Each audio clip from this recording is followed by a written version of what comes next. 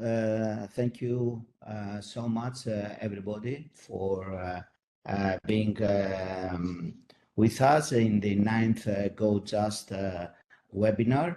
I have the pleasure to, let's say, introduce you with a great scholar and a great friend, Berris Charnley, from the University of Queensland.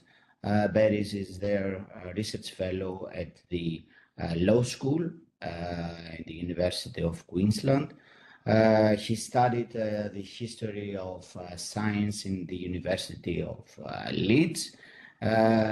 We used to collaborate in a project called Owning and Disowning Invention. And since then, Berris has been the one of the very few pioneers who look at the history of science through the lens of seeds, genes, farms, forests, food, and their circulation. So he pioneered a new domain with some few other scholars, a new domain of research for history of science. And he is one of the co-founders of the Intellectual Property and the Bioscience Network. Its abbreviation is IP Bio.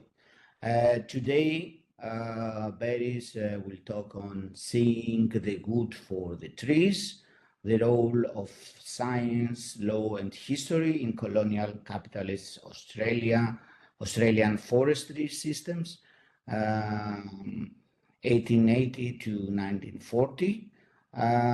Berris, thank you so much for giving the 9th Go Just webinar and the last for this year. It's a great pleasure and honor, and the floor is to you. Thank you so much. Thank you, Stathis, so much. And you've been a great friend over the years, and I really appreciate that. And it's no surprise that actually you have, quite an important role in the story that I want to tell. So the title contains a pun, seeing the wood for the trees. This is a kind of English idiom that refers to kind of seeing something specific which is clouded by the obvious surrounding it. But more literally, that is the subject of the talk today. How Australians come to see particular types of wood and wood products derived from trees as part of the development of these new Australian forestry systems. So I'm going to give a very kind of high-level overview today. We're going to be looking broadly across the system and not in particular detail at any of its components, which means that we're going to have to skate over some things in a slightly superficial way. But that also means that, please stop me if anything is not clear, and would love to provide the detail. And I'm really up for this being more of a discussion than a kind of lecture. So please do feel free to interrupt. What's the plan for today? So on the menu, we're going to talk initially about systems, the kind of general systems literature, what the character that I'm following, this forestry commissioner, Edward Harold Fulcher Swain, meant when he talked, as he often did, about building systems, and then what I mean when I talk about his work building systems, which is something slightly different but related. Then secondly, we're going to look at the role of science in the systems that Swain was building, and particularly this project that he developed to create a universal index of wood, which really was an amalgamation of his previous training in taxonomy with some new learning about Taylorism that he picked up on a significant research trip there in the early 1910s. Then thirdly, we're going to look at the ways in which this forestry system that Swain was building up related to, drew from, and supported the legal system in a few different ways. So initially, we're going to look at tariffs and the setting of tariff prices. Then we're going to look very briefly at licensing, and royalties on various parts of the wood processing chain. And then finally, I'm just going to briefly mention this issue of stumpage, which is the price that one pays to fell trees on someone else's land. So then finally, we're going to look at the way in which Swain deployed history, both his own autobiographizing efforts and the biographies that were produced of him by his colleagues and relatives. The way they involved a method which I'm calling the cut-up method, and the way which they fed into a particular view of history, which is prevalent in Australia in the 1930s, 40s, and 50s, called the Free Cheers history, a celebratory history of Australia's independence and development in the 20th century. Okay, so systems. Systems thinking is, everywhere. It's profligate. In 1974, Francois Jacob declares that every object that biology studies is a system of systems. And that wasn't a particularly radical take at the time. He was just repeating a pretty much common item of knowledge that runs through biology, from Tansley's ecology or Jan Smuts holism through to James Lovelock's Gaia theory, let's say, and indeed the modern incarnations of systems biology, which have been having a moment recently, along with synthetic biology. So lots of systems talk in biology. There's also a lot of systems talk in business management studies, and that seems to grow out of an analysis of the structure of civil service bureaucracies, and into an analysis of the organizing principles of large organizations.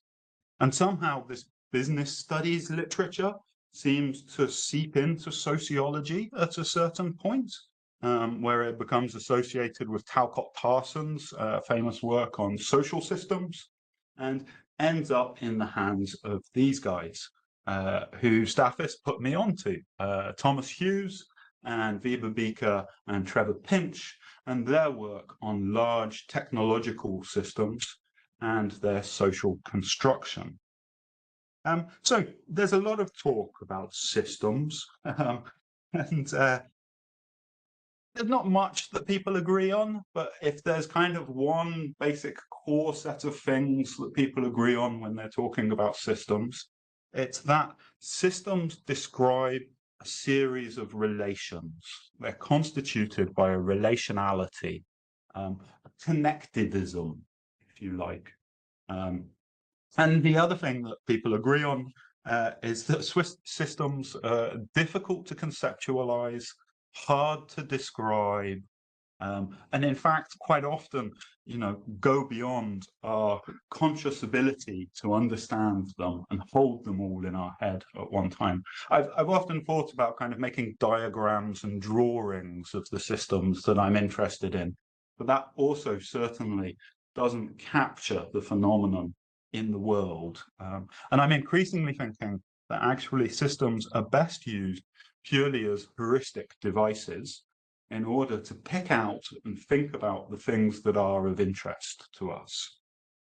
So where Thomas Hughes was interested in large technological systems, I've become increasingly interested in what I'll loosely call for now, but come back to later, epistemo-legal historical systems. And I think it's really that rearrangement of ways of knowing in connection with a rearrangement of ways of owning and ways of remembering, which undergirds many of these systems of interest, including Thomas Hughes's descriptions of Edison's systems. I'm also interested in these systems in this particular period for good historical reasons. These were pretty much the last big systems that got instantiated and shaped the world around us today. And that's certainly what their systems builders and systems celebrators claim. And more negatively, people sometimes talk about the system breakdown that is occurring. So Stathis will well remember with me that every time it rained in Leeds, the Victorian sewage systems would collapse and the Victorian road systems would become completely jammed up and unusable. We really are dealing with those systems from the late 19th and early 20th century still in many ways. Okay, so that's roughly what I mean by systems. It might help to put some kind of historical specificity onto this. So obviously this is Thomas Edison, who was working right at the kind of height of American colonial aspiration on building these power systems. Next to him is Eleanor Ann Ormerod, who was working in the 1870s to build entomological monitoring systems to monitor the movement of agricultural crop pests. Roland Biffin in the bottom left, who was concerned to create new agricultural systems that would be able to produce the British loaf of bread without the need for imports. And then today's character on the bottom right here, Edward Harold Fulcher Swain, who was working from 1899 until his retirement in the 1940s or 50s, depending on how you count his retirement, on building these Australian forestry systems. It's also worth noting that each of these characters was somewhat of a failure on their own terms. None of them precisely realized the systems that they wanted to create in power, biosecurity, agriculture, and forestry. And yet their work has endured and structured the way in which power, biosecurity, agriculture, and forestry interact with the world today. So, who was Edward Harold Fulcher Swain? And this is the way that he is mostly remembered today. As a conservationist, a parks protector, an early environmentalist. And side note, this is Swain's own copy of this newspaper article about a visit that he made to rural Queensland. And this red pen is his furious annotation to correct what he thought were the mistakes and the highlights of the article for his biographer, his daughter-in-law, Nancy Foote. This is another celebration of Swain's work, this time produced by 3 workers in the Department of Primary Industry, the government body responsible for forestry. It was originally published and funded by the Queensland Department for Primary Industry, but has now been removed from their domain pages and relocated onto a personal and local history page. So someone was very invested in keeping this image of Swain alive and on the internet. And I'll quote just a few of the descriptions here because I think they're quite interesting. So to quote, the turning point for forestry in Australia has often been seen as one man, a rambunctious, larger-than-life forest visionary, Edward Harold Fulcher Swain. Appointed Queensland Director of Forests in 1918, Swain began his 14-year crusade to revolutionise as much of forestry as he could. He established some of Queensland's first plantations, including the lofty giants now surrounding the Glasshouse Mountains. That's commercial forestry plantations. He saw forestry as a business to be managed on business principles. And later in this article, they also talk about his conservation work. But what's interesting here is the marrying together of his economic work and his conservation work. And I'll argue later that there isn't really a need to marry them together because these 2 pieces of work are of the same project. And part of the motivation that Swain created for this work was that he claimed there would be a coming timber famine in Australia. And so Australia's forests need to be rearranged in the face of this coming existential threat. The context of Swain's, I'll talk a little bit about the literature. There's a pretty slim kind of academic literature on Swain. There's kind of a couple of articles and some small sections in books. And most of it repeats these themes, presenting Swain as a progressive developmentalist, celebrating his work, and where it does analyze his work, looking to where his particular intellectual allegiances and lie, and the traditions which he's working in, but keeping intact that kind of celebratory is not quite the right word, but vision of Swain as a man who did the inevitable work of modernizing Australia's forests. This was a job of work which inevitably had to happen. And that rather echoes something that Frida Knobloch has put forward in her book, which is that often these stories of forestry development follow a remarkably fixed pattern. They suggest there is a crisis at the beginning of the 20th century in America, and the forestry systems developed there as much as in Australia, as I'm suggesting here. And that crisis becomes the stimulus for the necessary work of managing forests in new ways. And so that's really how Swain has been characterized in the academic literature, a man who followed particular paths and traditions, but who did a job of revolutionizing an area which inevitably had to be changed. Okay, let's put Swain in his context, though. And I think really looking at early 20th century Australia, this is that context. We're looking at a settler society. As Patrick Wolfe called it, a white settler society in his program to study these processes. And the slogan here, which is often repeated, is that invasion is a structure and not a singular event. And so what I'm talking about today are the structures of colonization, settler colonization, the modalities, discourses, and institutional formations that undergird the historical complexification and development of settler society. Okay, so that's the context for Swain's system building. Here is his initial start on that work. And you see on the left a herbarium sample.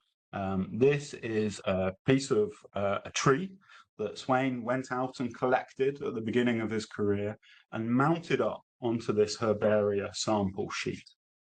If you don't know what a herbaria is, it's something like a botanical garden contained within a cabinet. So I went and accessed this sample collected by Swain in 1910 in its current home in the State Herbaria of New South Wales, which is this kind of spaceship-looking thing on the right here. And you can imagine that each of these cabinets is full of shelves, and each shelf is full of these kinds of samples, taxonomic samples of the flora of Australia. And of course, you know, I'm not saying anything new. I'm merely following Lucille Brockway, Londa Schiebinger, Richard Drayton, Jim Endersby, and most recently Banu Subramaniam, in pointing out that taxonomy and botanical taxonomy were colonial projects. And these projects live on in an interesting way. So here is a output from the Australian Virtual Herbarium, which shows you each of the taxonomical samples that Swain collected over the first 10 years of his career. And there are 465 records of plants that Swain collected and characterized and logged into this archival herbaria system in order to capture the nature of Australian flora and some of the values of the plants within Australia. Okay, so that's the beginning of Swain's system building work, a contribution to another sort of system, the taxonomical system. In about 1914, Swain goes to America and he spends, I think, about a year touring America. He's hosted by Gifford Pinchot, who is the director of the American Forestry Service, really the man who is responsible for marrying conservationist and economic principles into American forestry systems. He was deeply influenced by George Marsh, famously of Man and Nature, and that first American recognition of ecological destruction produced by humans. So Swain is incredibly impressed by this tour and inevitably comes into contact with Taylorism when he's in America, which he calls efficiency engineering. And when he comes back to Australia, he publishes this book. This is part of a kind of wonderful grey literature that Swain produces. Many publications published by the government printer, and inhabiting this space of civil servant publications. And the nice thing about Swain's study of American forestry is he comes back and he says, what we need to do is build a forestry system. And this is how we need to build the forestry system. So he says, and I quote, "The goal of a forest service in every aspect of its work should be 100% efficiency." And you can never get to efficiency by merely muddling through. And so what he says needs to be done is taking down, a setting in writing of the accumulated head knowledge and experience of all officers, an inventory of laws, regulations, precedents, and procedures. There must be a sorting out and a standardization.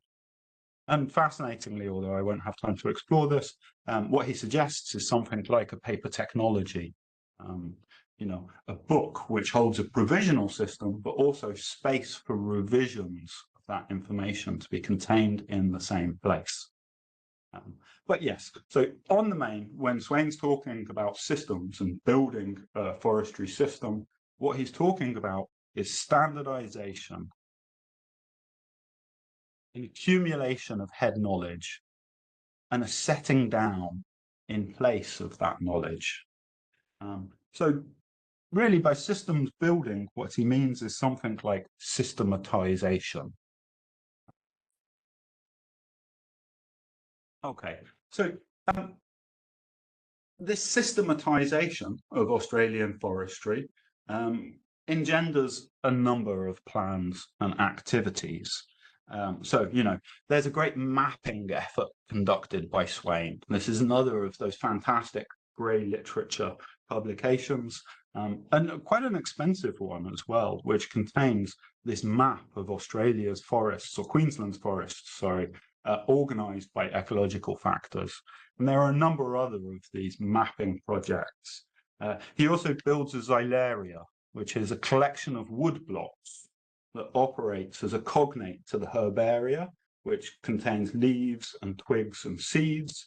The xylaria contains wood blocks demonstrating the properties of those chunks of wood and their identity.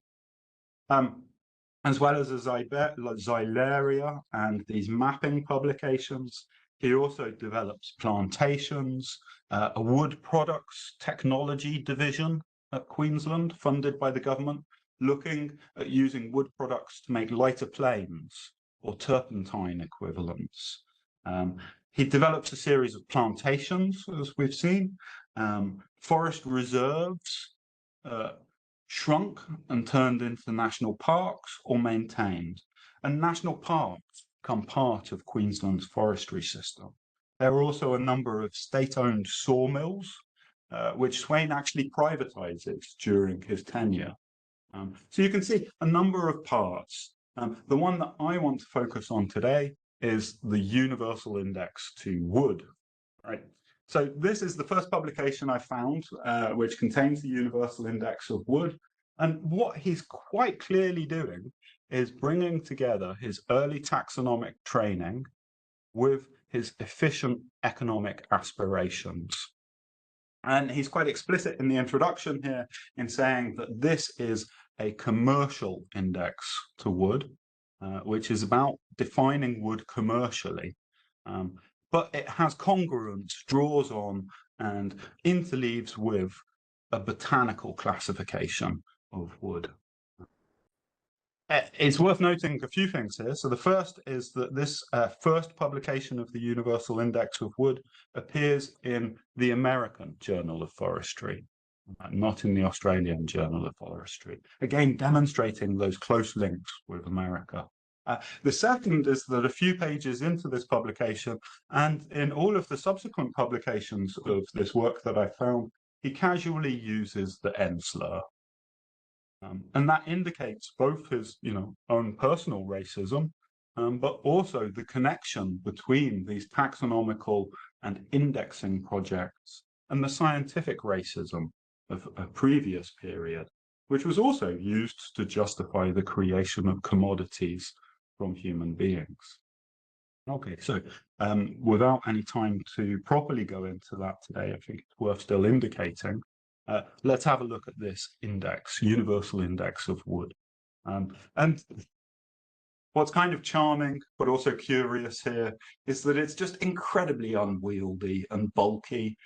You really can't imagine anyone in a sawmill or in a forestry cutting situation using this. And the way it works is, you see on the right here, there are a series of schedules. And these schedules are essentially questions that you ask about an unknown piece of wood. How are the pores arranged, the rays? What sort of porosity does it have? How does it burn? What sort of ash does it produce? And one asks these questions, performs these tests, and they give you a number.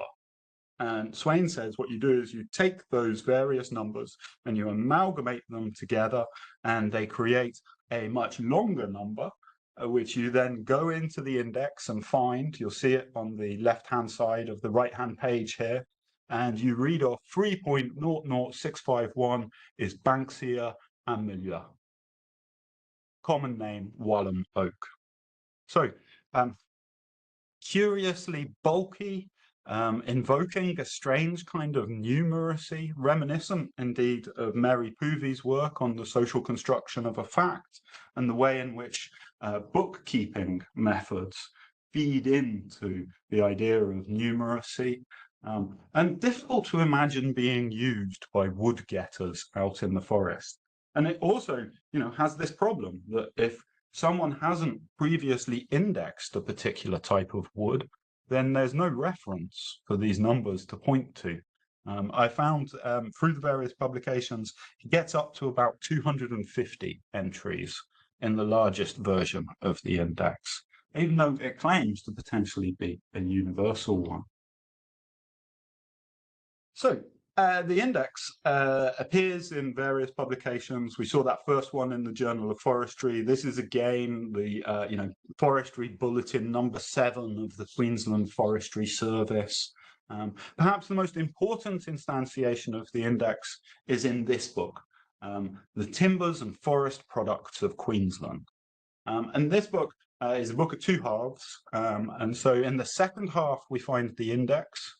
And in the first half, we find lists and lists of the trees that the index identifies and the particular qualities of those trees, what they might be used for, whether they can be used for creating the veneers, the thin slices of wood needed for cabinet making, or whether they can be used for making tool handles or good construction lumber. So this is a bringing together of both the identities of the types of wood and their values as commercial items. So, what's kind of funny, sad, ironic about this is that actually Swain is dismissed 3 years after the publication of this volume. And, he is dismissed by a department of primary industries. It's called something different at the time, but anyway, a department which isn't interested in his plans for development of economic forestry in Queensland, but would rather use the land for agricultural development. However, even if Swain's plans for Queensland's forests are a failure, the index lives on in some rather interesting ways. So in 1933, Swain teams up with a local company called the Brisbane Handel Company, and they both take some samples of Queensland timber and see whether they can be used to make axe handles. So I was thinking, the nice thing to do would be to show you the index being used to define cabinet making wood, but I can't find any evidence of that. So I think this is, a nicely symbolic reference. The index being used to suggest that Australian trees could indeed be used to create axe handles, used by foresters in a period before mechanization, when this was the key way to fell trees. And the issue was this. So up until this point, axe handles had mainly been made out of hickory, imported from Oregon. And a few years previously, the Australian government had placed tariffs on this imported hickory. But in 1933, there was a discussion about whether these tariffs should be removed or not.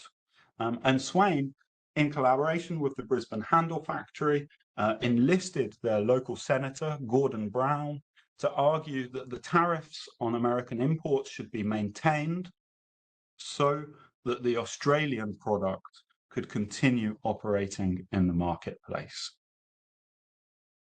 And what's really cute, right, is that you have these debates in 1933, and they kind of go on for much of the year, about the appropriate setting of tariffs on American imported hickory. And what you see these senators, these politicians, kind of getting up to argue about who has the closest proximity to tree work and handle making, and who has the best expertise about how handles should be made and how they should be used. So there's a lot of talk about what the axemen of Australia desire from a handle. And in fact, there's another constituency called the show axemen, who are kind of a fancier breed of axemen who do demonstrations. And apparently they favour the Australian handles. Cutting through this talk of what axemen want, Senator Gordon Brown wheels on Swain's Timbers and Forest Products of Queensland as the definitive expertise in this area.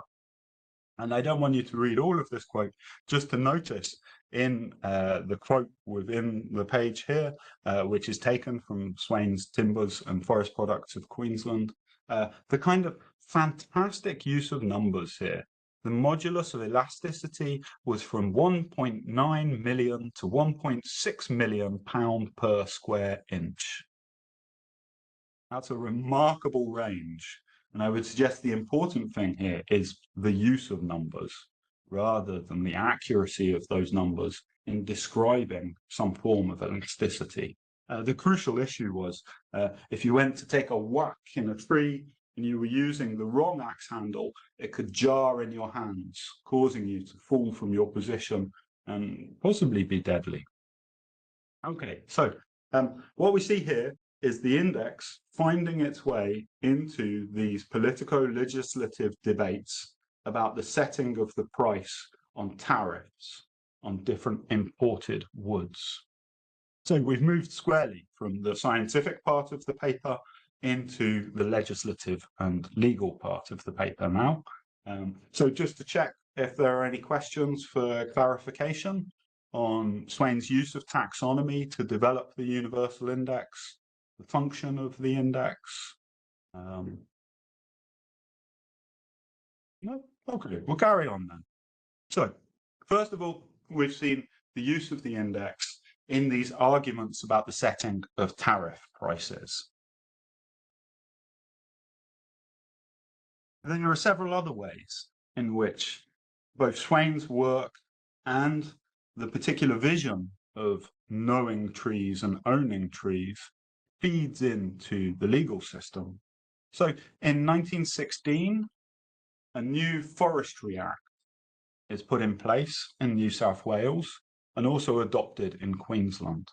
And what that act does is updates the schedule of licensing and royalties that need to be paid by timber getters. So traditionally, if you wanted some wood in Australia, you could go quite freely into the forest and cut it down yourself. However, beginning in around the 1890s and then developing through the 1916 Act and then into the 1957 Act, this system of licensing appears, which suggests that if you want to cut trees from Crown land or from forest reserves, what you need to do is pay for a license for the right to do that felling. And at the same time, a series of royalties are leveraged on furriers and sawmillers in various points within the chain of processing, which takes trees from the forest and turns them into lumber or useful commercial products. So Swain is quite directly involved in this work, and you can see here a newspaper account of Swain working in New South Wales at this time in 1914, just before the new Act, but within the same world, directly and personally taking responsibility to prosecute a sawmiller who has made incorrect returns, and at the same time, a courier who has made incorrect returns about the materials brought to the sawmill, and both of whom who have failed to pay the royalties due on those movements. It's unclear whether the incorrect returns are incorrect because they've misnumbered the amount of wood or the quantity of wood, or whether they're incorrect returns because they've misidentified the wood. But the legislation in 1916 calls increasingly for sawmillers and couriers to keep records of the types of wood that they're processing, as well as the quantities that they're processing. And you can see how something like the Universal Index and the thinking that it embodies, that wood can be easily defined, and that easy definition can be the basis of legislation and prosecution, playing into this world of licensing. Okay, so alongside tariffs, licensing, and royalties, you have this thing called stumpage. And essentially, stumpage is the money that you pay to a landowner when you go onto their property to fell trees. It's slightly different to a license for felling, and slightly different again to the royalties paid on processing. So in theory, one might actually have to pay for both a license and stumpage and royalties along that processing chain. And stumpage refers both to the money that you pay to the landowner, and if the landowner happens to be the Australian government, as it often was, then this seems to amount to a taxation system to me. And it also refers to the calculation through which you establish the value of the trees that are to be cut. And Swain's big idea here is that you can create a progressive stumpage appraisal system, which doesn't just pay a flat rate on the quantity of wood, but takes into consideration things like the identity of the material, what sort of wood it is, and the distance which it has to be transported from the place where it's felled. And so here we're blending seamlessly into some of the historical work.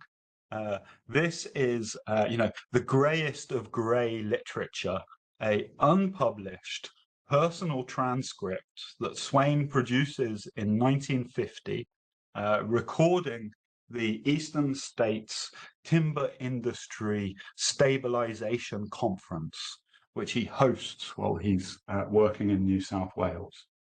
And Swain produces this kind of autobiographical memoir of the conference in 1950, and then it's updated in 1970. He has a final eye on it just before he dies by one of his self-declared disciples, a man named Hudson, I believe it is, Ian Hudson. And this manuscript I found in the Friar Library at the University of Queensland.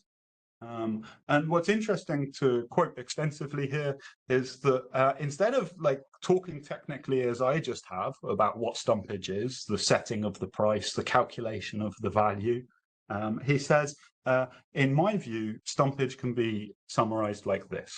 One, the purpose of stumpage appraisal is to ensure that the primary producer, the forester, and the operators at the beginning of the production line, the feller, the snigger, the hauler, and the sawmiller are all adequately paid and get their fair share of the final selling price of the manufactured product.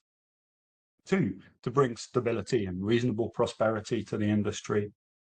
Three, the purpose of stumpage is based on a religious conviction that human beings can be inspired to sacrifice their own immediate personal interests in favor of the long-term interests of the public. Four, the conviction that truth is God and God is truth. And five, the conviction that no man can develop his full potential capacity until he has been strained and taxed to the point of near exhaustion. And Gibson says, these words may sound strange in a note on forest economics. And I think what's interesting and why these words sound strange is because they very clearly reveal the ideological allegiances behind the project to create a sliding scale of stumpage rather than a fixed scale of stumpage. And I don't think we need really to get into the details or be definitive about whether Swain was progressive and truly on the side of the small guys in the forestry industry, or whether he was aligned to business and truly on the side of the Brisbane axe handle making company. I think what's important to note here is that once the ideological cat is out of the bag, it makes very obvious that even the very technical seeming universal index of wood is aligned to a particular ideology of purpose within forestry, which I'll come back to in just a second. Speaking about history in the Australian context, though, I just want to give you these kind of extensive context-setting quotes from Paul Carter's fantastic volume in 1996. It's a UQ production. He was based here at the University of Queensland in the English department, and the book is called The Lie of the Land. And it's really a fantastic account of the processes of colonization. And so these three quotes come from the introduction. They're not contiguous, but I think they speak nicely to the situation in hand. There is a direct connection between the clearing of the land and the erasure of its natural histories, and the identification of knowledge with semiosis, the science of signs. The result of ground clearing was to institute one system of memorialization at the expense of another, to found the colony, to inaugurate linear history and its puppet theatre of marching soldiers and treadmills was to embrace an environmental amnesia. It was actively to forget what wisdom the ground and its people might possess. Storytelling, history itself, might be the conceptual breakthrough needed to make imperialism possible. It was as if the arts of representation provided a transposable territory, an artillery of movable genie loci that could be set down wherever they were needed. I think this is a really powerful description of the role of history within colonization. The need to clear what was previously there and put in place a new construction over the top of that ground, a ground clearing and repopulating exercise in which history plays a key, if not pivotal, role. Okay, so we've looked at one very initial example of Swain's history making, this personal reminiscence of the Eastern States Timber Industry Stabilization Conference. And I would say what's indicative of Swain's use of history is this particular use of the cut-up. I'm thinking of William Burroughs or Jean-Michel Jarre, And the idea that one can create a series of texts and cut them into pieces and rearrange them, and some meaning will emerge from this cut up and rearrangement. So Swain certainly created a series of texts, and we're here again in the grey literature of the unpublished materials of his personal and professional archives. And this is another of the many autobiographies that he seems to have started. However, this one is produced after his death by his daughter-in-law, Nancy Foote, and 3 of his colleagues in the forestry service in Queensland.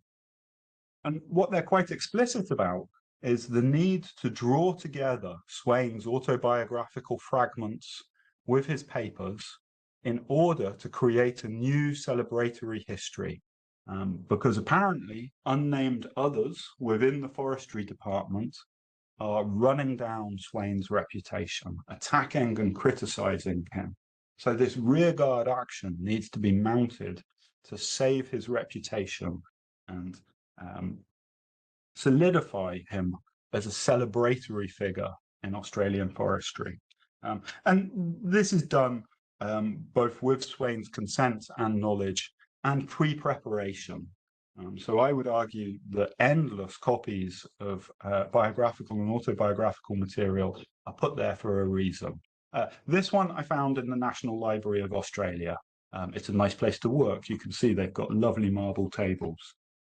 This one on the left is also a copy of that same autobiographical document, but kept in the Fryer Library in University of Queensland. There are a number of other copies of this copy of the autobiography. It seems that at a certain point, apparently his daughter-in-law, Nancy Foote, has used this as a form of transcription and typing practice. So there are 4 or 5 copies of this manuscript at the Fryer Library, the copies that I showed you at the National Library of Australia, and then more copies at the State Library of New South Wales. So one gets very clearly a sense that Swain has produced a huge amount of autobiographical material, and it is cut up and lodged in many different places to be drawn back together in this celebratory project to create a new history of the man. Another way in which Swain self-consciously used history is evident from the document on the right. So this document, volume 10 of Swain's professional archives, housed in the State Library of New South Wales, is called Forest Policy in New South Wales, and the administration from 1916 to 1946. A 1946 review by the Forestry Commission of New South Wales. It's certainly authored by Swain, so it's interesting that he presents himself as the Forestry Commission of New South Wales, the originating body for this document. What's even more fascinating is that in the Fryer Library at the University of Queensland, I found a letter from Swain to the archivist at the State Library in New South Wales asking for this document to be embargoed. So he asked for it to be embargoed for 50 years after his death. And I saw that letter and I thought, well, certainly it's been 50 years since his death. So I got in touch with the State Library and apparently they had already unembargoed the document. So I went to go and visit it. And it's really, a screed, as you would expect, putting to right the wrongs of his enemies and putting to right the rights of himself. Talking to the archivists at the State Library, it's not actually something that an individual can call for. There are a series of regulations and rules around how a professional archive like this one is mounted into the State Archive and then made to be accessible or not.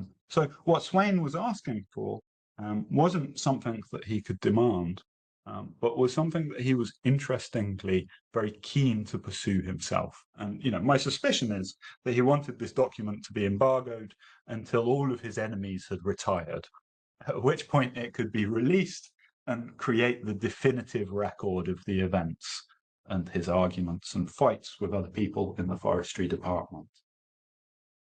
And this is part, I think, the kind of flooding of the area with many copies and the manipulation and embargoing of his professional documents of a very explicit policy of forming the contents of the archives of Australia. So this pretty glorious room is the State Library of New South Wales. And, you know, it is, following Anne Stoller, very obviously an archive of colonisation. And it functions just as the herbaria does, as the index does, as the xylaria does, as a place for setting down, recording and capturing a particular story about colonisation in Australia. Okay. I just include this briefly in case anyone is interested about Swain's critics. So who were these critics and what did they have to say about him? Well, you won't find them in his biographies or in any of the celebratory web pages about his visionary forest pioneering or revolutionary work, but you will find them quite easily in Hansard, which is again another archive of colonization. And so you find in this discussion in 1946 on the construction of houses for returning servicemen, these two politicians in the Senate complaining about the high price of timber.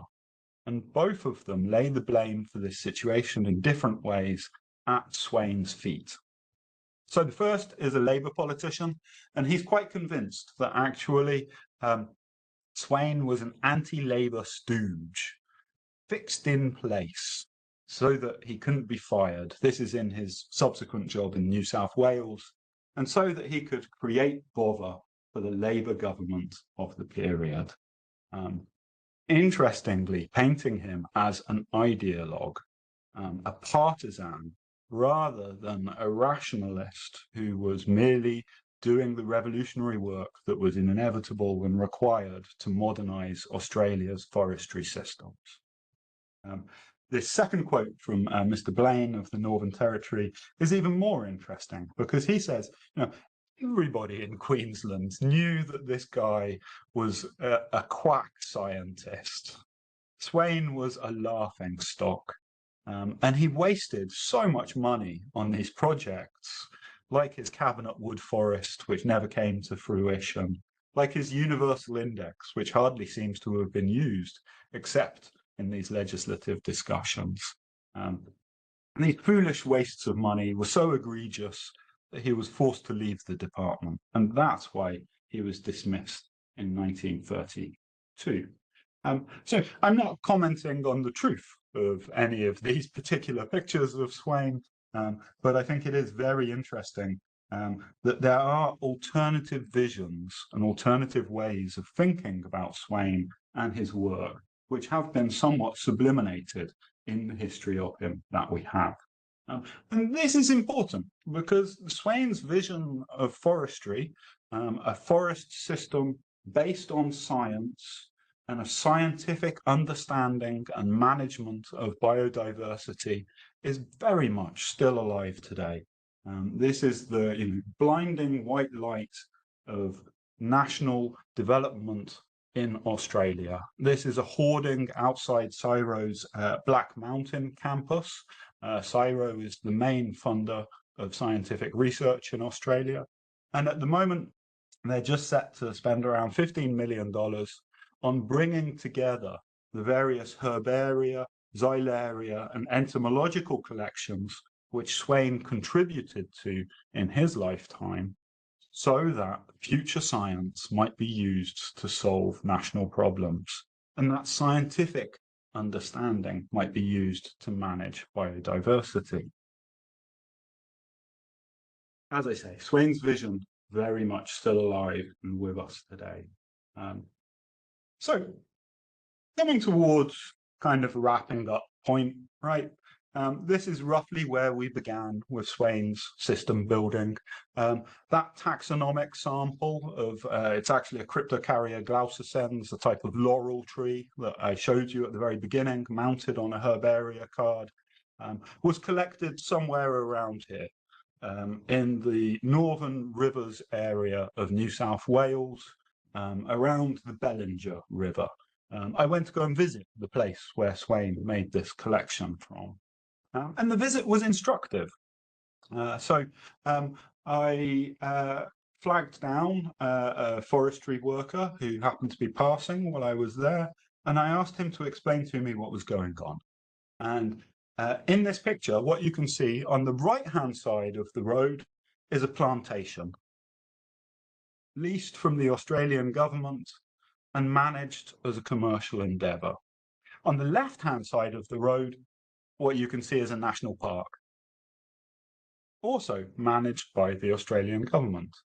And the interesting thing is that both sides of the road are united by the same view of trees that can be defined easily and permanently and owned, and access to them licensed and regulated and prosecuted, and these developments remembered in a certain way.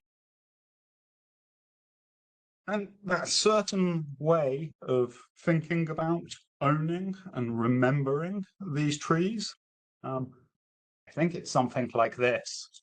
I know that's a lot to grapple with, but instead of talking about large technological systems or epistemo-legal historical systems, I think we can be more specific. What we're talking about are objectivist,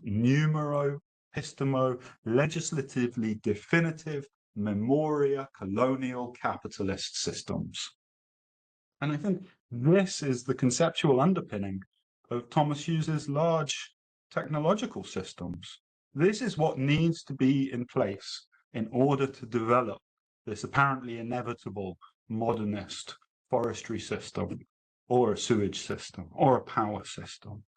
Particular objective view which emphasizes the importance of numbers as a way of knowing about objects. And those ways of knowing about objects can be rather easily transferred into legislative definitions, which can produce laws which will shape behavior in known ways. Australia is strikingly Benthamite in this respect. There's a deep belief here that if you get the law right, you can get the behavior right, and you can shape people to do the right thing. So tariffs, licenses, royalties, prosecutions, to get people to work in the right way with trees. And memoria is this particular conception of history, not as an open-ended and investigative project, but as one in which there is a historical record to be defined and memorialized and regurgitated, right? So the point of an archive is to hold that definitive record of Swain, produced by his rather subjective flooding of the archive with these cut-ups, to provide this celebratory understanding of his work. And it was explicitly colonial and capitalist, right? So in 1946, Swain declares, this is the end of laissez-faire colonialism. And he doesn't mean this is the end of colonialism. He means this is the end of colonialism without rules. What we need is a regulated, legislated colonialism. What's interesting here is that, I think Swain would celebrate this description of what he achieved. And for many people, this is the necessary worldview to define and create modernism.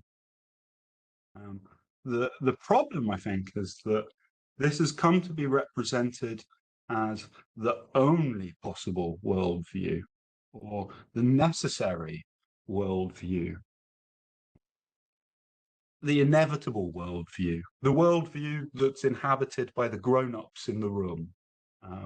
And we see this in the endless litigation around whether organic farming can seriously produce food, about whether agroecology can really be an alternative, about whether community farming and gardening can be an alternative or not. These are often presented as non-serious alternatives. And when they do become serious, it's often because they have been translated into these objectivist legislative memorial term, which I think is a trap.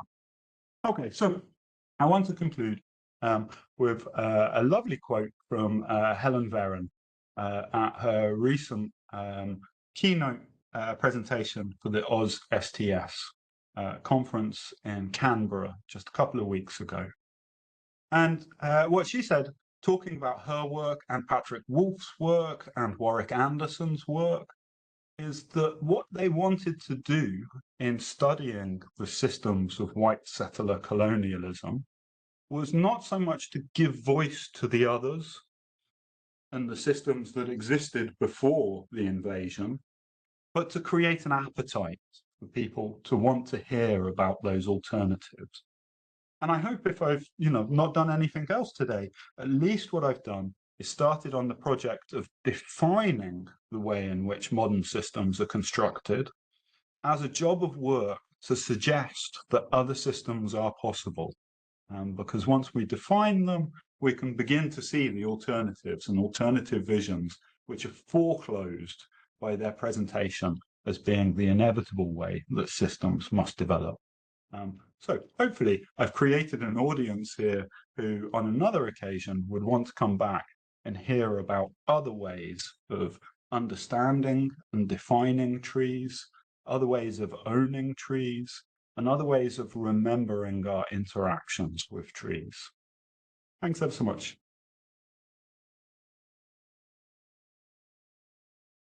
Thank you so much, Berris. That was a really fantastic talk. I cannot see you now.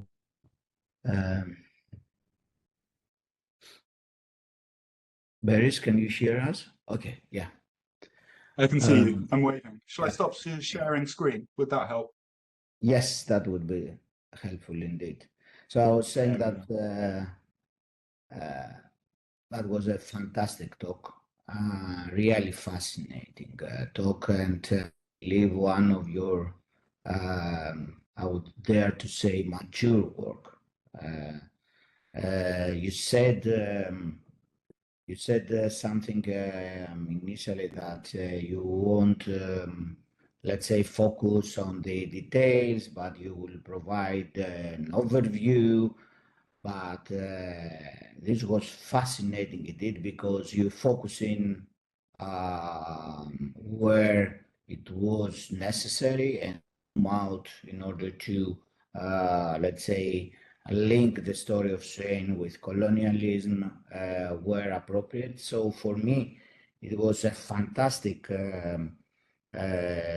job, a new work that, as you said, it will create a lot of discussion. I believe that you need to publish it because it's something new. It inscribes all these actor network theory approaches with paperwork, the centers of calculations, and all these Boker and Light about taxonomy, standardization. This is fascinating, man. Really, I like it a lot. I have, as you can imagine, many questions, but just to warm up a little bit the atmosphere in order to let also the other people to think about possible questions. You mentioned some reactions in this in the Swain approach, and one of his critics dubbed him as a quack scientist. So on what basis this evaluation was done, and whether there were other taxonomical approaches into place, and and whether those taxonomical approaches, let's say, influenced by this commercialization and the commercial ethos that you described, that taxonomies were bringing into forestry. Fantastic. Thank you, Stathis. Those are brilliant questions. So the first thing to say about quack science, I love this this formation, right? It's precisely the insult that the scientists like Swain are leveling at their predecessors in the 19th century. We think of quack medicine and quack science as being associated with economic interests, right? That are somehow perverting the knowledge being created by those practitioners. And so I think on the one hand, well, there are a couple of interpretations that we can give here. So on the one hand, I think it is the case, and I've run into this, construction of quack science in a few places, that there is a reaction in the 1910s, 20s, and 30s to, this new positivist thing called science, which is claiming to, be the definitive knower of, information about the world. And so on one hand, I think what this refers to is this kind of widespread phenomena. It came up when I was looking at Roland Biffin and his agricultural systems, where this new kind of class of scientific expert comes in and says, right, we need to do things like this. And what they're unaware of are the practical realities on the ground. So in Biffin's case, he's kind of unaware of the economics of global wheat trading. In Swain's case, he's unaware of the accusation in this specific moment, the requirement to keep a canopy above seedling trees so they can develop outside of the full sun and grow through this succession. And the accusation, is that these scientific experts are unfamiliar with the practical facts on the ground. And, what's charming is that in a whole bunch of different areas, you have these scientific experts coming in to revolutionize things, change things, make them more efficient in line with Taylorism. And nearly always what you find is they keep one of the old guys in the basement. I was talking to my colleague Marta Macedo, who works on chocolate production. And, there's a lot of talk around Cadbury's and Bourneville about the new scientific chocolate, but they still need this master chocolate blender to produce the consistency of flavor from varying batches of cocoa. The same is true of blending whiskey and producing bread from wheat. There's always this kind of continued necessity for practical knowledge around the subject. And so on one hand, I think this reference to quack science is, a reference to scientists who are unfamiliar with the materials, the economics, the realities of the contexts in which they seek to intervene. What I'm curious about, but don't know particularly, is whether, quack science suggests that what we need is real science or an alternative to science. And I think it is, partly an alternative to science, a practice-grounded and orientated knowledge and understanding. But I don't think it's going to be, like a return to indigenous or traditional knowledge, or the knowledge systems that pre-existed this scientific work. In terms of kind of other ways of classifying and thinking about and knowing plants, ecology is, in many ways, a reaction to this taxonomical description of plants.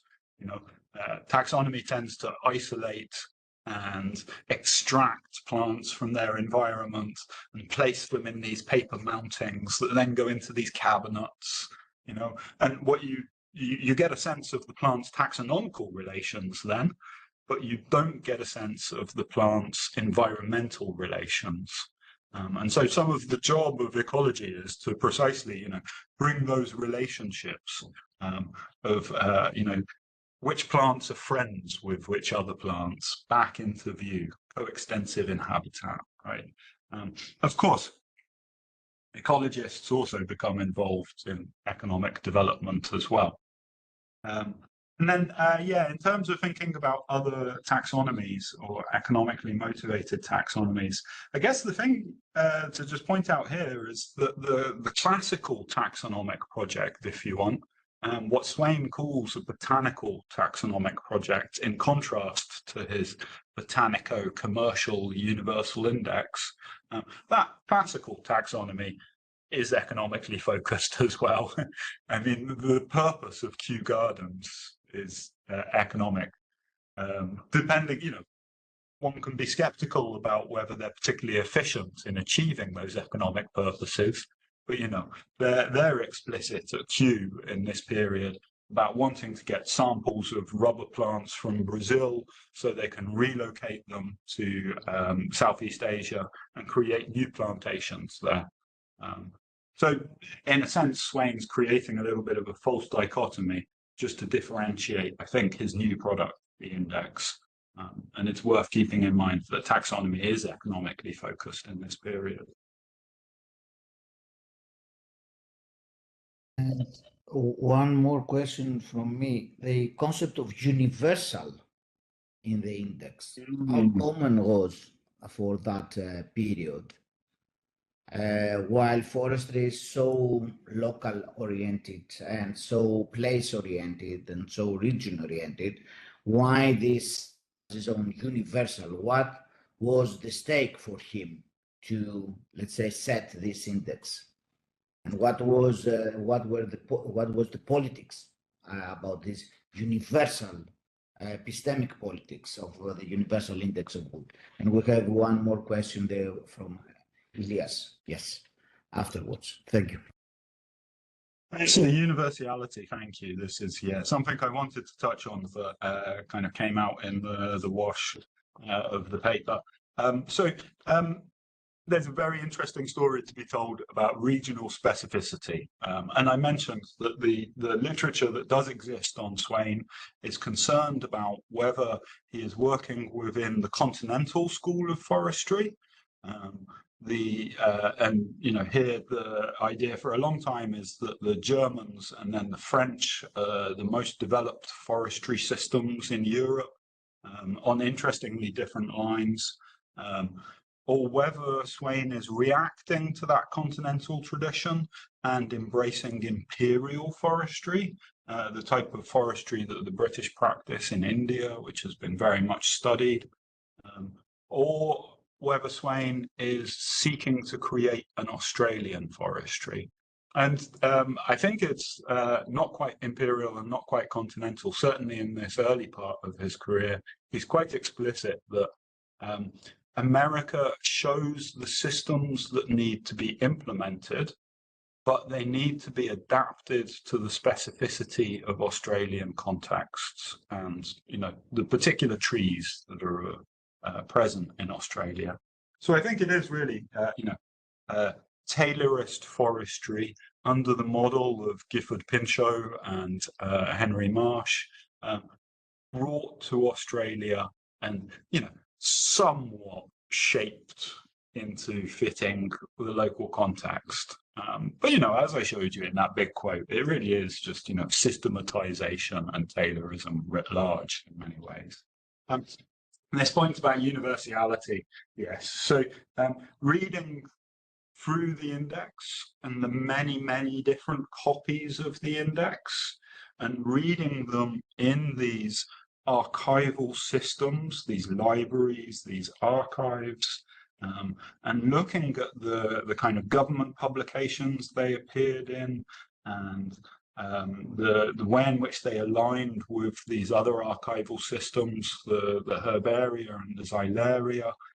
What I'm really struck by is, the kind of similarities to that dream of universal information that you see in kind of Borges's conceptual universal library with the octagonal or hexagonal shape, but which I think, one early version of this dream of universal knowledge comes from H.G. Wells, right? And so it might well have been available to Swain at the time.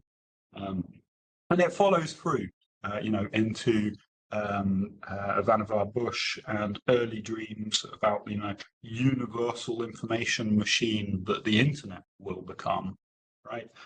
So I think, although I haven't got the direct evidence, Swain really is swimming in that sea of aspiration to totalizing knowledge. And so it's striking that, he says this is going to be a universal index capable of classifying all known trees. And actually it's got 250 odd entries in it. Quite specific and bounded and limited. And I think that, exemplifies nicely the way in which this dream of universal and totalizing knowledge always comes back down to a remarkably kind of bounded and partial sampling, right? Excellent, excellent, very interesting indeed. And Wanko, we have 3 questions, one from Elias. Yes, please. Hi, Elias. Actually, enjoyed your lecture on this. One of the first things that you showed us was this map of the areas in Australia that were used for Swain's taxonomy. And most Europeans are not familiar with the Australian geography and geophysiology, Australian climate. So there is this great dividing series of mountains in the west that stops most of the rain coming from the west to the east. So you can see that it's a colonial project of his taxonomy. If you consider that he mostly indexed the areas of subtropical forests where trees grew tall enough and big enough in general to be used as timber and for other various reasons. Because otherwise, Australia has quite rich flora in many other areas, also in the north, especially in the north, and a bit in the east. But he only cared about, it seems to me that he only cared about the commercial value of it. So yeah, for the same reasons that you described earlier, I wouldn't call him a quack, but I would call him, commercial oriented, and not doing proper science. Thank you. Thank you. That's a brilliant question. It allows me to ride a couple of hobby horses that I wanted to talk more about. So thank you for flagging that up. So to start with the last piece first, I guess the bulk of the material that talks about Swain, and most of it is this kind of celebratory biographies. He has an entry on the Australian Dictionary of National Biography, which repeats many of these tropes about his revolutionary work. Most of that literature actually presents him as a conservationist. So in Queensland, he does create some of the first conservation areas. He argues that a national park should be created on Kiggery, this big island off of Queensland, which is being mined for sand at the time. And it's not the first, but it is one of the first national parks to be designated in Australia. So rather than offering a corrective to that view, and saying, you know, he's not so much a conservationist as a commercially orientated worker. I think the project for me is to show that the conservationism and the commercial work are of a piece. They're united by the same conceptualization of trees. You need to have this kind of definitive knowledge of what a tree is and what each of the trees are in order to both protect them and to cut them down and extract the value from them. So in terms of the geography, what's interesting, and I didn't have time to go into, is that actually in the 19th century in Australia, there is a really big forestry industry in Western Australia. So Western Australia is this kind of massive state that takes up most of the western half of the continent. And they have, you know, a tremendous amount of hardwood forest there, which is felled and then sold to an international market to produce railway sleepers, fence posts, and ship hulls. You know, really the technologies of colonization, the transport, the mobility, the fencing that produces a colonial area. And so Western Australia is quite unique in this forestry industry and land use. In the rest of Australia, it's, you know, mainly agriculture or the gold rush around Victoria. And both the gold rush and the agriculture you know, land uses which suggest what you need to do is cut down the trees and use the land for something else. And so in the mid-19th century, there is actually a serious plan afoot to cut down all of the Australian trees and replace them with English trees. And part of the basis of this is that Australia has some useful hardwood, particularly in Western Australia, but most of the rest of it is eucalypts and acacia, right? And eucalypts, they like grow very, you know, irregularly.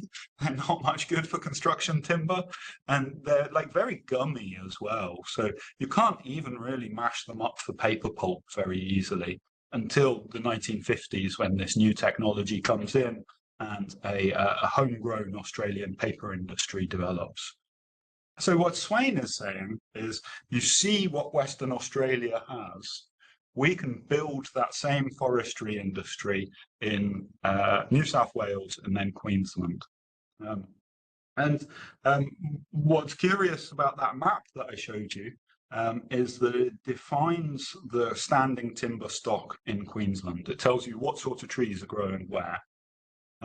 And in Queensland, you have these like quite distinct belts of hardwood, cedar trees, and then eucalypts. And what's happening is the cedar trees are being poached. Of course, you can only poach something once it's been licensed, right? So, you know, prior to the licensing and royalties, the cedar trees are just being used. But then increasingly in the 20th century, that use is defined as poaching. So, you know, the act of going into the forest and stealing these trees, you know, in the night, under the cover of subterfuge. And at the point when Swain's working, he essentially claims that all of the cedar has now been poached. And so what's left are exotic and unknown hardwoods, which need to be described and brought into this commercial context. And these pretty useless eucalypts, which you can't make paper out of, and they're too bendy to make timber out of. What's charming and interesting is that cedar poaching is still a real problem in Australia. And I should say also, just to add some context here, Australia is deforesting at a faster rate than almost any other country in the world.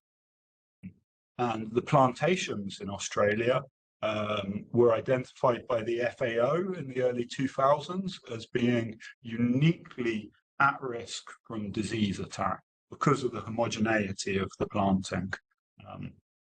There's another nice bit of history where after Swain is fired in Queensland and before he starts working in New South Wales, he produces this report for the South Australian government, which promotes plantations and plantations of American pine trees brought to Australia.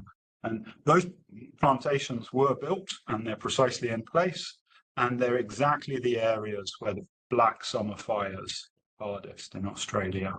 And then you have these whole other areas in kind of southwestern Australia, which are currently suffering from forest collapse. It's a new syndrome. People don't really understand what's happening. Just massive areas of forest dieback. So there are good reasons for thinking that, you know, the systems that Swain put in place aren't working for us anymore, and that we should stop treating them as the only types of systems, the inevitable systems, and start to look for alternatives. Thank you, Berris. Thank you, Elias.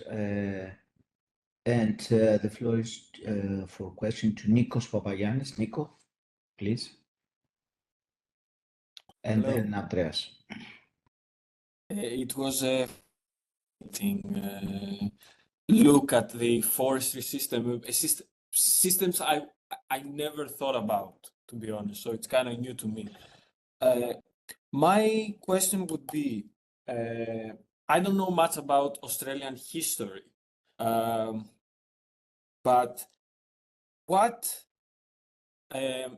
part did it play, this standardization model, this systemization on scientific principles, on nation building as Australia?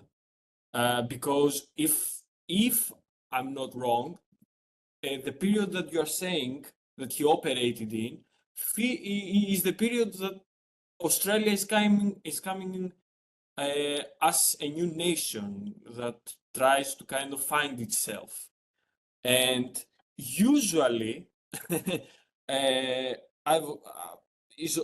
is observed that these standardization practices come with nation building many times, and this is what kind of prompted him to take precedence, his kind of model and ideas and ways of understanding the commercial and also topological value and what's worth it and what's not. So what role did that play? That's the first question. The second question is because in our lessons we kind of look on the transitions on socio-technical systems. In my mind, kind of goes both ways. What kind of systems were there before that it changed, and what allowed that change, and also how determinism from it, for example, that comes with objectivity and kind of this idea that it was meant to be, it works as an accepting mechanism for the society and the state, but also as a mechanism of stability of the system. So it creates immunity in opposite kind of narratives and ways of thinking. Thank you. Thank you ever so much. Great questions. So, you know, part of the problem of this project for me is precisely as you say, there's a lot of Australian history to be discovered. Not only have I kind of moved into this new national context, and so I need to bone up on like all of this, what is Australia, how is Australia stuff. But, you know, I need to find out about trees and what's the history of trees. And there is, you know, in fact, also a big science and imperialism literature, which I haven't really touched on, but which this work relates to. So the idea that the way in which nation building plays into this, exactly right. So 1901, I think Australia is federated, right, and gains some kind of level of independence from Britain. So this is precisely a moment of nation building. But it's a curious form of nation building. So what emerges from the first and second premierships of prime ministers in Australia, the first premier is a guy called Barton, who happens to be a jurist and a legal person himself. The second one is a guy called Deakin. And what they put together is called the Australian settlement, or sometimes the Deaconite settlement. And what this suggests is that the best way forward for Australia is some form of protectionism, some form of allegiance to the British Empire. The White Australia policy is instantiated explicitly at this time, and forced arbitration becomes the basis of labour relations in Australia from this point. So, to your second question about transitions, you can imagine, I don't know if you know about the White Australia policy, but it's, the government policy that creates the system which takes children away from their parents to be rehoused with white settler colonialists so they can grow up in this civilized context. This is the story of the stolen or missing generations. It's an explicitly racist project that has many dimensions. And, one of them is absolute chauvinism towards whatever existed before colonization. It's no surprise to me that Swain uses this kind of casual racism in his language. In 1926, he commissions a guy called Henry Tardant, who's actually a socialist agricultural reformer, or self-declared socialist agricultural reformer, to produce a pamphlet, another piece of fantastic grey literature, which defines Swain's project in Queensland. And what Tardant says is the really great thing about Swain's project is that it's run by white guys. And it's as explicit as that. The brilliant thing about Queensland's forestry system is that it's in the hands of the white colonists. No one else can be trusted, right? Because all of the prior forms of knowledge are, uncivilized, backwards, irrelevant. So I've also found some evidence of kind of Swain's colleagues, one of the first botanists who holds a chair of botany at the University of Melbourne, and is responsible for administering examinations that decide who gets to join the forestry service in Victoria, is very public and very vocal about there being absolutely nothing of value in Indigenous knowledge in Australia, and very derogatory about it. And Swain is working off of, I think, that same understanding.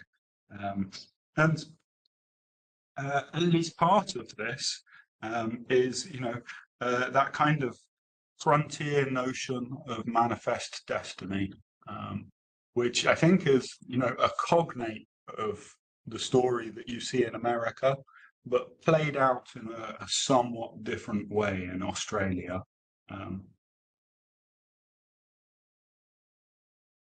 So yeah, I think that Paul Carter quote that I put up really encapsulates it.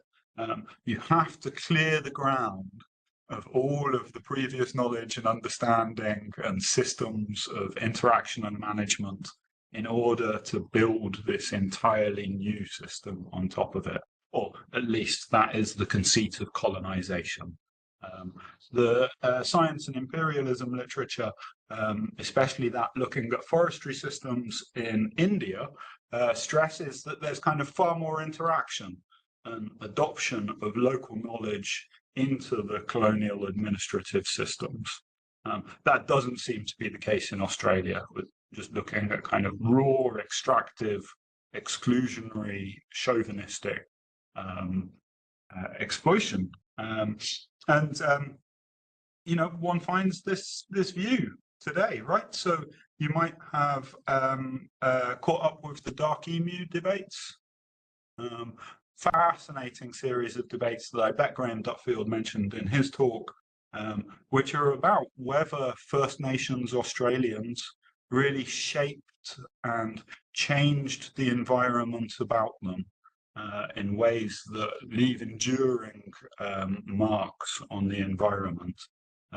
The debate was about whether those systems of environmental interaction are equivalent to agriculture or not, or whether there's some other thing. All through this period, I've forgotten the dates of publication now, but within the last 10 years, people were arguing about whether this history of indigenous interaction with the environment amounted to anything at all. And that was a reasonably widespread view that you could look at the landscape of Australia and just declare, oh, that's so overgrown that nobody has ever been in there and managed anything.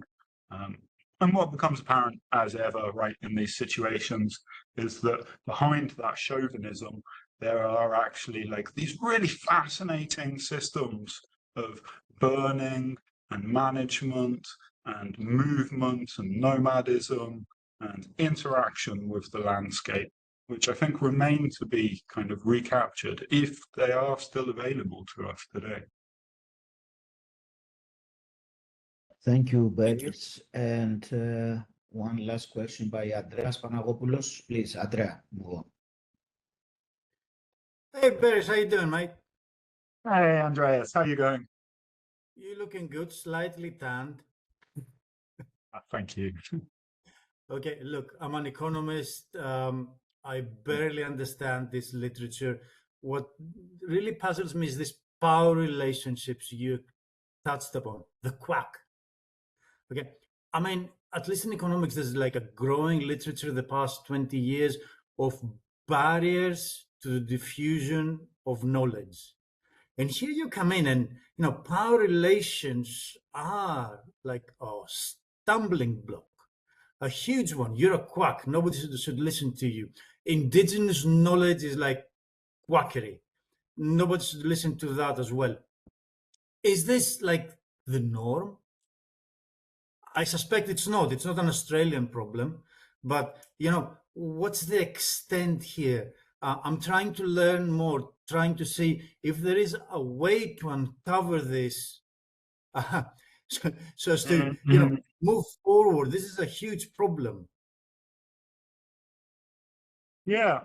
So, I mean, my understanding of that diffusionist literature, this is Jivi Grinchales, isn't it? And how does hybrid corn move out from this original development to become adopted by farmers, and kind of talk of, what is it? Primary adapters and then secondary adapters. And I think what's obvious in this story is that it's not the case that these things are self-evidently better. These ways of understanding, or these, even down to the level of these woods that are going to be used to make axe handles, are self-evidently better than the American wood that's being imported. So, there's no automatic diffusionist account that we can provide here. There is going to be, a part of this story, and this is what the senators in the debates are talking about, where particular users of particular products are important for, suggesting that other people should use those products in the same way. So there's a lot of talk about the show axemen. They have these kind of demonstrations where people show how quickly they can cut down a tree or process it. So there's a lot of talk about whether these skilled axe users are using one type of axe or another type of axe made from particular types of tree from Australia or America. And the implication is that if, this Australian wood is good enough to make the axe handles used by the show axemen, then it should be good enough for all the ordinary axemen to use as well. and not just the axemen, also the railway workers, the workers for all parts of the government which involve tools which need handles, right? If it was the case that we could all just look at the most skillful practitioners and adopt the technologies that they use, then why this furious effort to try and convince people that that was the case? And I think what that shows, Swain's, determined effort to prove to everyone that Australian wood can be just as good as American wood for these purposes, is that these understandings of, a particular type of wood are expressions of power, right? In order for this expression of, this understanding of what Australian wood is like to become widespread, you need something like the backing of a government and the resources that allow you to create all of these publications and to promote this idea, to give talks in your local area to try and convince people of this thing, etc., etc. The propagandizing effort here. Because what I'm not going to comment on is whether Australian wood really is better than American wood, or adequate or not. So there must be some kind of material condition underlying this propagandistic ideological presentation. And I think it's going to be about an interaction between those two things, right? You can't sell the idea that balsa wood would make particularly good axe handles, because the wood's just not going to back you up. But what we're seeing is equivalences where there's always the possibility of debate about whether one thing is better than the other thing. And so what's required is this effort to convince people. Does that answer the question? Yep, you're okay. Try looking at Pierre Azoulay's work from MIT. He's an economist, but he's one of these economists. When you read the introduction, you fully understand that probably this guy wasn't an economist when he started, because he writes extremely well in this subject. Thanks, Berris. I guess, in general, I'm, just a technological agnost, right? And so I follow someone like Richard Lewontin, who, he points out that hybrid corn technology becomes the preeminent technology because all the money gets spent on developing it into the preeminent technology, right? If you had put all of that money and all of that development effort into producing open pollinated maize varieties, a different type of plant breeding, they would have been as successful as the hybrid F1 maize varieties. And I feel like, equally with Australian or American wood, it just depends, which argument you find to be important to convince people of. And for these other economic reasons to do with tariffs and, First Nationism and nation building, rather than the inherent qualities of the wood themselves. And it seems to me that that's a reasonably kind of stable phenomena in the adoption of technology. It's very often little to do with the inherent qualities of the technology itself, and more to do with the, the ideology within which it is ensnared and presented to the world. Funny thing is that this is what economists cannot touch upon. You guys can touch upon this, we cannot. Thanks, Berris. Thank you, Andreas. Thank you very much. And I think that we are almost there with this last question, Berris.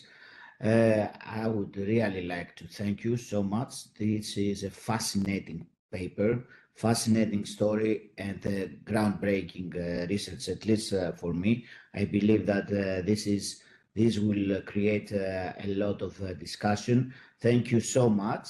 And I would like to thank all the people in the audience for being here this morning and for attending the 9th Go Just webinar.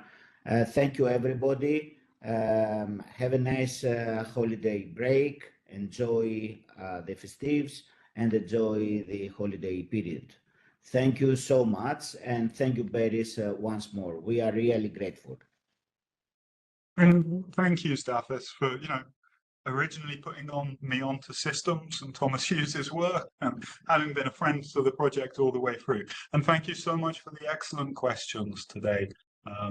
Helios, Nikos, Andreas, really given me things to think about in how to develop the paper.